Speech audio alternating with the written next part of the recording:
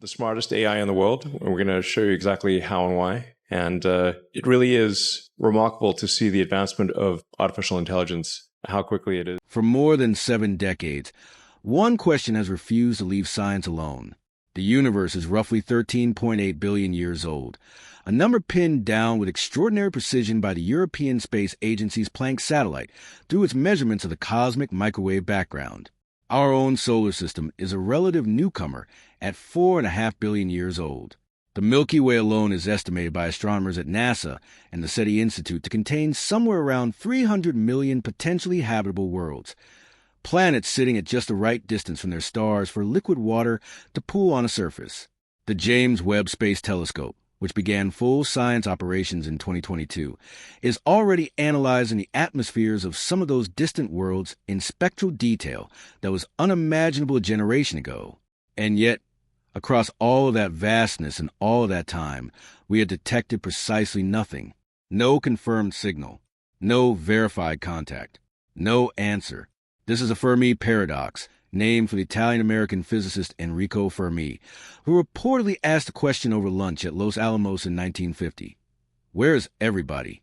In 1961, astronomer Frank Drake turned that question into an equation, scrawling on a blackboard at the National Radio Astronomy Observatory in Green Bank, West Virginia, during a now legendary meeting of scientists who called themselves the Order of the Dolphin.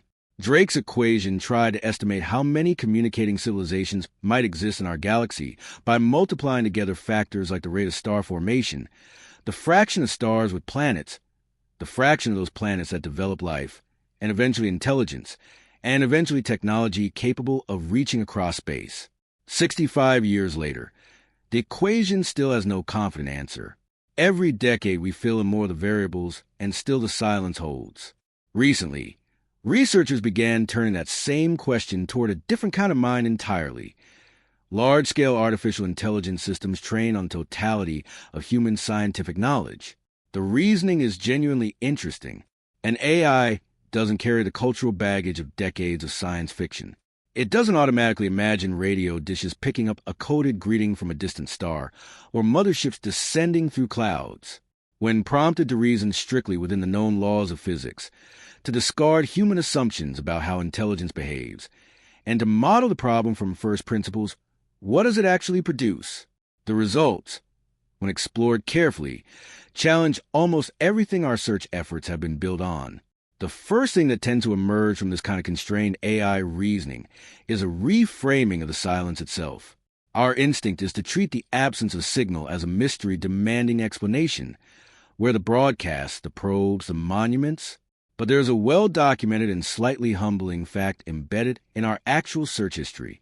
Jill Tarter, the astronomer who spent her career at the SETI Institute and served as the real-world inspiration for the character Ellie Arroway in Carl Sagan's novel Contact, has pointed out for years that the entirety of humanity's radio searches up to the first decade of the century was roughly equivalent to scooping one 8-ounce glass of water from all the Earth's oceans combined, and concluding there are no fish because none turn up in that particular scoop. A 2018 analysis by a team at Pennsylvania State University's Extraterrestrial Intelligence Center updated that estimate to roughly the volume of a hot tub out of every ocean on the planet. The silence, in other words, may not mean what we think it means. We have barely looked beyond the incompleteness of our search. There's a second problem that becomes unavoidable once you think about technological trajectories. Earth itself is becoming quieter. A team of astronomers led by Michael Garrett at the University of Manchester published a paper in the monthly notices of the Royal Astronomical Society in 2023 modeling Earth's mobile tower and broadband emissions as seen from nearby stars. Their conclusion was striking. The analog television and radio broadcasts of the 20th century, the signals that travel outward from Earth at the speed of light and have by now reached stars dozens of light years away, were far easier to detect at interstellar distances than the tightly compressed digital signals and satellite-relayed communications that have replaced them. The window during which Earth was effectively shouting into space lasted roughly 60 years, from the 1930s through the 1990s. 60 years out of a planetary history measured in billions. If that trajectory is anywhere near typical for a technological species, Then civilizations that develop radio technology broadcast loudly for an extraordinarily brief period before switching to communication methods that become increasingly difficult for outsiders to detect. By the time any signal from Earth arrives at a neighboring star system and is processed by anyone listening, the civilization that produced it may already have gone effectively dark. This is a core of what AI reasoning tends to produce when stripped of cultural assumptions. Not that nobody is out there, but that the model we have been using to search for them is built on a snapshot of our own technological adolescence, generalized to the entire cosmos. We assume intelligent species broadcast indefinitely because we briefly broadcast. We assume they will want to announce themselves because we imagine announcing ourselves. We assume detection would look like a radio dish catching a structured signal because that is the technology we built first. A genuinely advanced civilization, one that has had millions of years rather than decades to develop, would almost certainly not communicate through channels we can recognize, for the same reason that a modern data center doesn't communicate through smoke signals. The Breakthrough Listen program, launched in 2015 with a $100 million commitment from investor Yuri Milner at a Royal Society event that included Stephen Hawking and Frank Drake, is the most ambitious search effort in human history. It uses a Green Bank telescope in West Virginia, the Murray telescope at Parkes Observatory in Australia, and the automated planet finder at Lick Observatory in California to scan 1 million nearby stars and 100 nearby galaxies. It is a remarkable achievement. It is also built entirely on the assumption that what we're looking for will look like something we can recognize as technology. There is a serious body of academic thought suggesting that assumption may need revisiting. Stephen Dick, former NASA chief historian and a prolific writer in the International Journal of Astrobiology, has argued for years that biological intelligence is likely a transitional phase in the development of any civilization, and that any intelligence we encounter will almost certainly have moved beyond biological substrate long before we could detect it. Susan Schneider, a philosopher who has collaborated with the NASA Frontier Development Lab, has written that the dominant intelligences in the universe are probably post-biological, not flesh and neurons, but systems that have long since integrated technology with cognition in ways we have no framework for. John Smart, in a 2012 paper published in Acta Astronautica, proposed what he called a transcension hypothesis, that sufficiently advanced civilizations may not expand outward into space at all, but collapse inward into computationally optimal domains so dense and efficient that they become functionally invisible to any civilization still pointing telescopes at the sky. What all of this points toward is a possibility that is genuinely unsettling in its implications. The silence may not be evidence of absence. It may be evidence of kind of sophistication so far beyond our current technology that we lack the conceptual vocabulary to recognize what we are already measuring.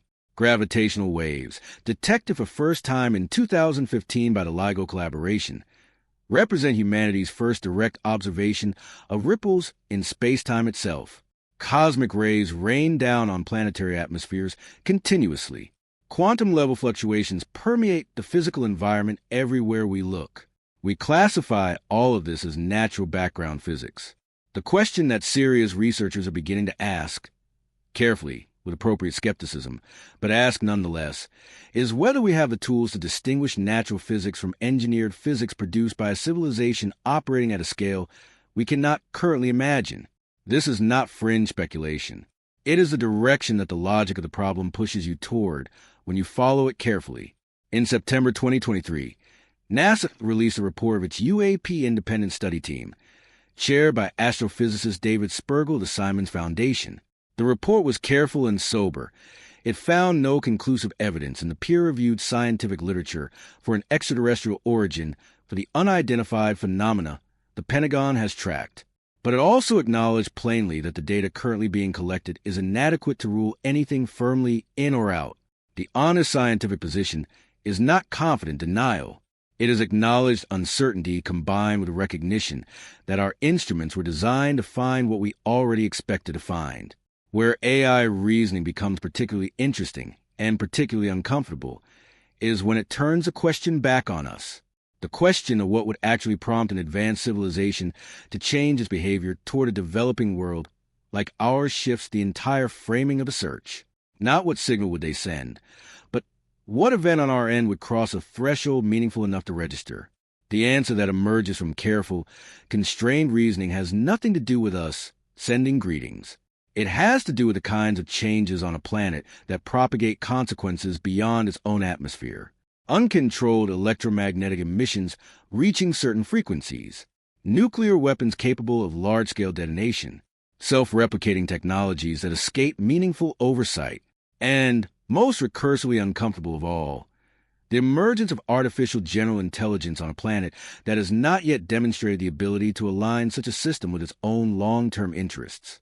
That last category is not a fringe concern. In March 2023, more than 30,000 researchers and technology leaders signed an open letter from the Future of Life Institute calling for a 6-month pause on training AI systems more powerful than those then available. The signatories included Yoshua Bengio, Stuart Russell, Steve Wozniak, and Yuval Noah Harari. 2 months later, the Center for AI Safety published a single-sentence statement signed by more than 1,000 researchers, including Sam Altman, Demis Hassabis, Dario Amodei, Jeffrey Hinton, and Yoshua Bengio, that mitigating the risk of extinction from AI should be treated as a global priority alongside pandemics and nuclear war. Jeffrey Hinton, who shared the 2024 Nobel Prize in Physics for his foundational work on neural networks, resigned from Google specifically so he could speak freely about the dangers he saw approaching. He revised his estimate for when AI systems might surpass human cognitive ability from 30 to 50 years down to as little as 5. The physicist I.J. Good wrote in 1965 about what he called an intelligence explosion, the idea that a machine capable of surpassing human intelligence could improve its own architecture and produce machines more capable still, in a cascade that would rapidly move beyond any human ability to control or predict. Nick Bostrom formalized this in his 2014 book, Superintelligence. Stuart Russell at the University of California, Berkeley, has spent his career arguing, most accessibly in his 2019 book, Human Compatible, that the core challenge of advanced AI is not malice but misalignment.